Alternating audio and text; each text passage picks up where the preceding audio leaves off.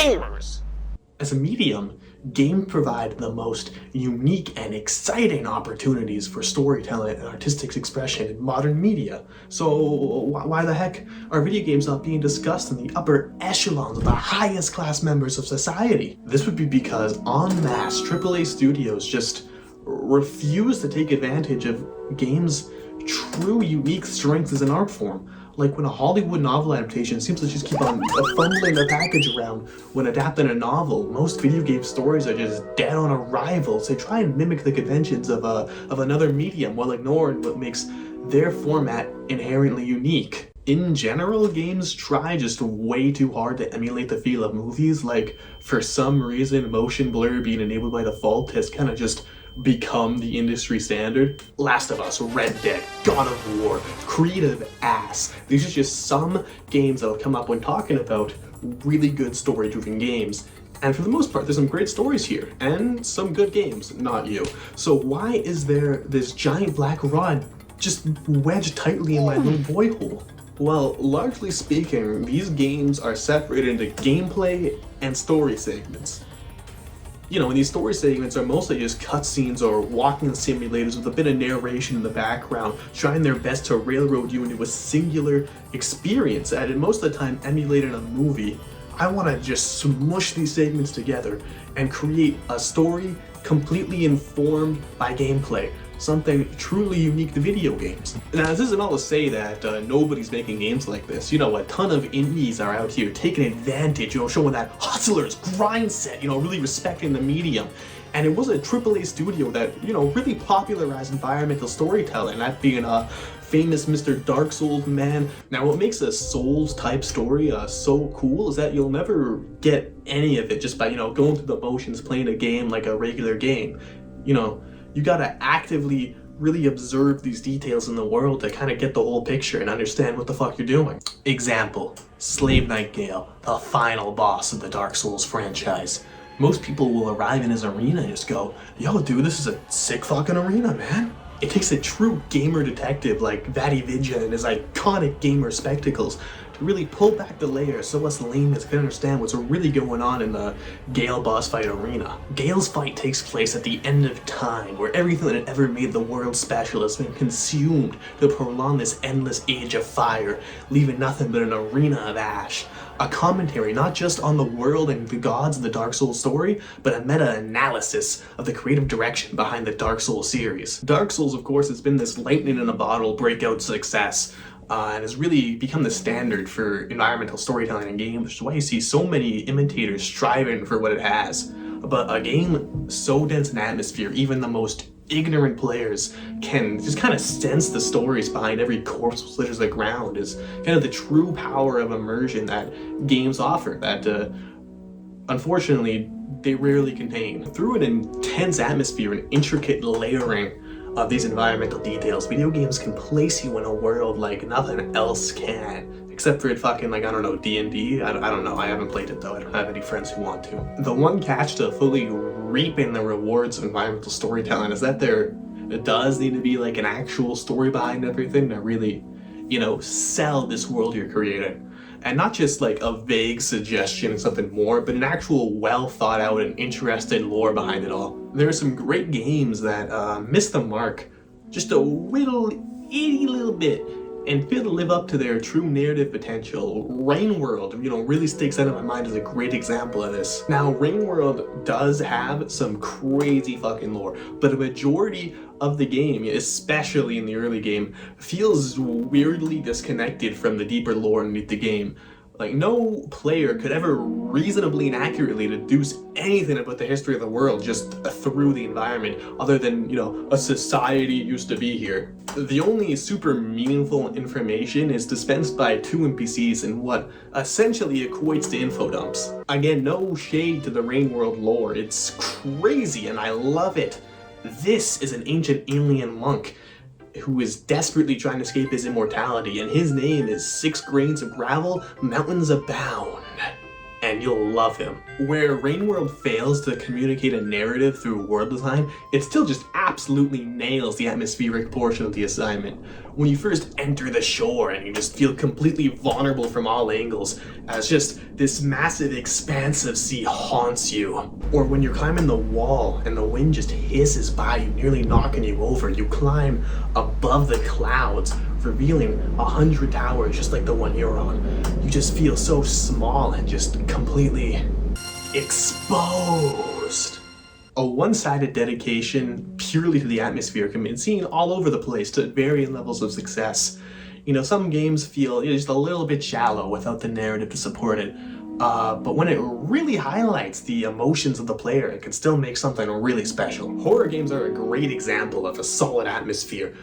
Just making it so that if you're the one holding the controller, you're anchored in this digital world and experiencing terror like you've never felt before. I can vividly remember an adolescent Q buying Bioshock on discount for his shitty old laptop that could hardly run a Hypixel server, and just being frozen in fear, recoiling from the intense pressure and carefully curated environment around me. Now, Steam says I have 2.5 hours on Bioshock, but I sincerely doubt I ever made it past the first half hour. I even moved my laptop down to our little family room to get some warmer vibes so I could focus on the game.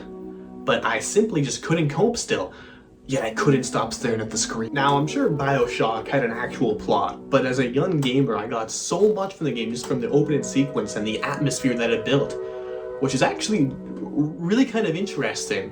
You know, it almost makes games like the expressionism movement of paintings, you know, distorting reality for like a more radical emotional effect. You know, it's almost like games are like a really interesting form of storytelling or something. Communicating lore and emotion through environments may be done best by video games, but definitely not unique to them. Going one step beyond, video games can really leverage their position as an interactive medium to communicate themes and messages through pure gameplay mechanics. Spec Ops: The Line is probably the most famous example of this, which is well deserved, especially in an era just completely oversaturated in military FPS games and that whole war on terror thing that's seemingly going on forever.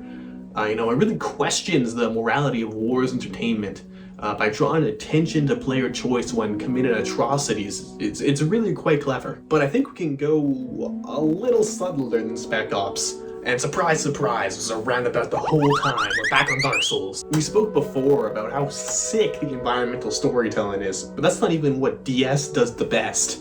Souls is all about the cycles of life and death, rebirth. Mankind is cursed with undeath, and when a human loses all hope or purpose, they go hollow, becoming completely mindless drones. The really cool thing is that all this is communicated through gameplay mechanics and the difficulty of the games themselves. At some level, every person who plays Dark Souls has a certain understanding of the game's strongest thematic elements, which is really remarkable. A lot of people who play Souls experience the process of hollowing directly. Die, resurrect, die one more time. Why the fuck not? I've already been fighting this stupid dragon for like an hour. Why not die one more time? Due to the high challenge of Souls games, players will inevitably face adversity. You know, some will drop the game entirely and hollow, meaning there's an actual in-game explanation in the lore for rage quitting. That's pretty sick. I think that's why you see a lot of videos with titles like Dark Souls cured my depression or Dark Souls saved me. No matter how difficult an obstacle is in Souls, with perseverance, nothing is insurmountable, and we can consume the very gods. Like any good work of art, players extract meaning and lessons from games, and I commend Souls so much because it imparts these lessons and themes passively, you know, entirely through the gameplay, teaching players through first-hand experience and interaction. However, I don't think Dark Souls is my favorite example of this. I think that would have to be Papers, Please. Papers, Please sounds like a really boring game. Take papers, stamp papers, glory to Strotska, and repeat that for a little while. But the dirty little twist to your steady new day job is that your income is directly based on how many people you allow into the country. A player might start the game trying to live honorably and be a real model employee, but then oh shit, your kid is sick and you need money. And then, oh no, restrictions on who is allowed in the country get stricter and stricter. Then one day, either by mistake or willful corruption, you let someone into the country who you really shouldn't have. And oh boy, there are some ramifications. We won't get into them here. You should really check it out yourself though. That's the really interesting thing though. No matter what happens, you're the one directly experiencing this ride through a deeply problematic system. And let me tell you, early on, this game really nails that cog in an uncaring cold machine vibe. I think a video game is such a uniquely perfect medium for this kind of story. Placing a person directly in the shoes of someone forced in this awful position builds such a strong sense of empathy that just can't quite be replicated to this degree in another medium. And it shows players an experience they hopefully will never have themselves, and communicates entirely through gameplay how fascism can manifest and sneak its way into bureaucracy. Once again, communicating themes through direct interaction, that unique power of video games as an artistic medium. So basically what's up is how games have been choosing to convey their narratives and themes is deeply unimaginative and could be equally or more effectively done through other formats. The greatest strength of games as art is sparingly used by large studios that really have the power to deliver a truly incredible experience and put that into the mainstream. I'm not even saying I want these traditional movie-like narratives to completely go away.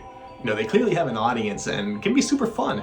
It's just disappointing that every year it's only those games that are discussed for awards like Best Story, seemingly making people who care or even know about the true art of games a super fringe sub-community. Sure, Elden Ring was nominated at the past Game Awards for Best Story, but I mean, come on. Nobody thought that it had any chance of winning, and the only reason it was even up for the category was that it made a lot of money and it was up for pretty much every category. I hope I'm wrong. I really wish that the nomination marks a turning point, but the cynic in me sincerely doubts it. Not until games like the ones I'm talking about here are widely discussed for their narrative strengths will games, finally be widely viewed as the art form they are. Hey, thanks for watching. This was kind of my first attempt at making any kind of, structured video at all. I don't know, I might have liked it. So I might drop another one. If you're curious about that, you might as well hit that subscribe button if you want to while you're at it. The like button, huh? Maybe. And then go ahead, type a little comment in there for me. Show some support. I'd really appreciate it. Thank you. I hope you have a great day.